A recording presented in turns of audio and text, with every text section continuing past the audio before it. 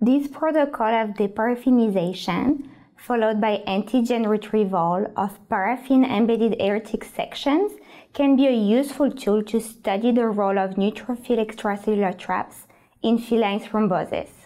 Detection of neutrophil extracellular traps by immunofluorescence in fixed and paraffin-embedded tissue is superior to conventional histological stains like H&E, as it allows simultaneous detection of cell-free DNA and extracellular proteins.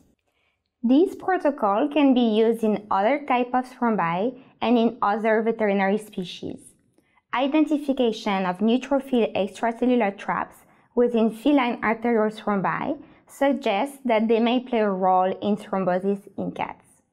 The protocols presented here are guidelines. We strongly encourage investigators to adjust the duration and conditions on the antigen retrieval process to yield a satisfactory signal.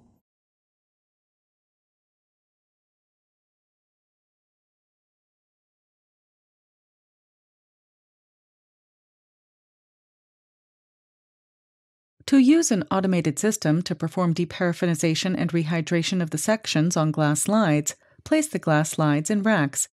Submerge completely in 100% xylene for 3 minutes. Repeat this step twice. Do not rinse in between steps. Submerge completely in decreasing concentrations of ethanol at room temperature 3 times for 3 minutes each. Submerge completely in deionized water for 2 minutes and repeat 1 more time. After treatment with TBST, fill the reservoir with deionized water heated to 100 degrees Celsius. Allow the steamer chamber to equilibrate for